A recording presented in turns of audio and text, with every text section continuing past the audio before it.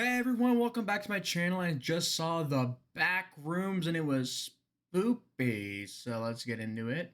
Backrooms is the first film from Kane Parsons, adapted from his own series of YouTube videos based on the internet creepypasta The Backrooms.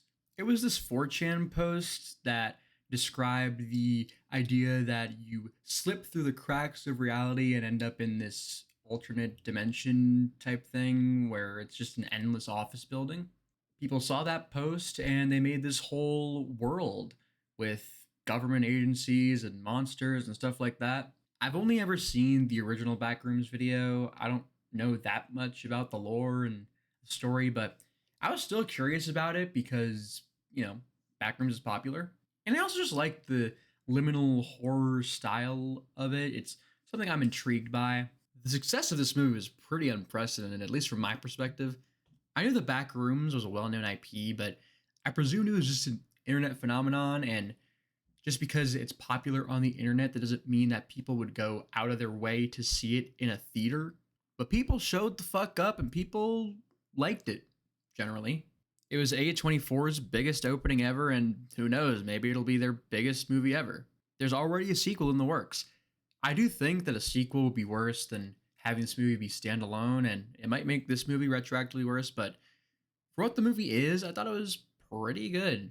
I didn't really know what to expect from the movie. I wasn't sure how they would justify the nearly 2-hour runtime, but surprisingly, the movie kind of flew by. I don't think that the writing is great story-wise or character-wise, but when it comes to the overall direction, it felt like a very confident vision. It didn't really feel that much like a debut feature. I thought Kane Parsons did a really good job with the presentation of the movie's tone and mood and atmosphere through the visual language and through the set design and the music and sound design, a lot of different stuff like that. It was very effective and very creepy.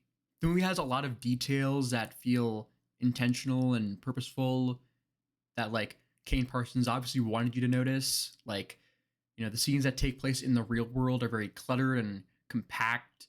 It's a great contrast with the emptiness of the back rooms, which, speaking of that, I know it won't happen, but this movie is, without a doubt, deserving of a nomination for Best Production Design at the Oscars.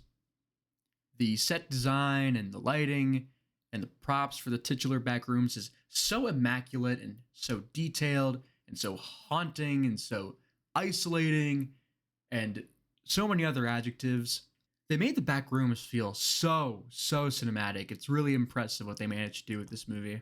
It's so fucking yellow and it's just so massive, or at least it feels massive.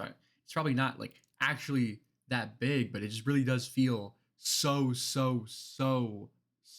colossal. The back rooms does. I think the best part of the movie is the found footage scenes, the one at the beginning and the one near the middle. I think many people presumed that those scenes were going to be what the entire movie was going to be, which is understandable, I guess, but personally, I don't really mind.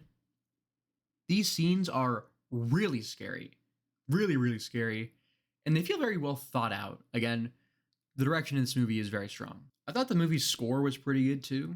Kane Parsons co-composed the music, so already, this guy who's like the same age as me, not even old enough to drink yet, just showing how talented he is. The biggest problem for me is that, again, the characters were not great despite the acting being good. Chiwetel Ejiofor and Renata Reinza are both actors I love, but they don't get great material to work with. I also think that the psychological layer they added to the nature of the Backrooms was a good idea, but it could have been executed better. It was kind of on the nose, kind of obvious. Also, I didn't like the ending sequel setup. I felt it was out of place and rushed, but, final shot is a damn good shot to end the movie with. With all that being said, I'm just trying to meet the movie where it's at.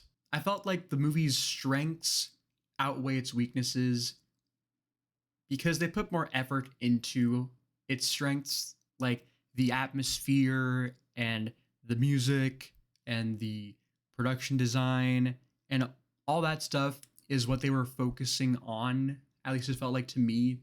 So other stuff may be lacking, didn't really bother me that much. For what this movie is, and for what this movie is really going for and striving to be, I thought it was good at it. A very creepy atmosphere is what this movie is trying to present, and I think it does that really well. I guess probably on a rewatch, I would find things to nitpick more, but for now, I'll give it a 6 or 7.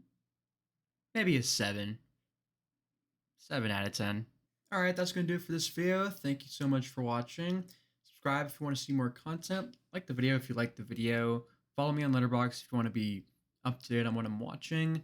Follow me on Twitter. I don't post that much, but follow me if you want to see just random shit, if that's what you're into.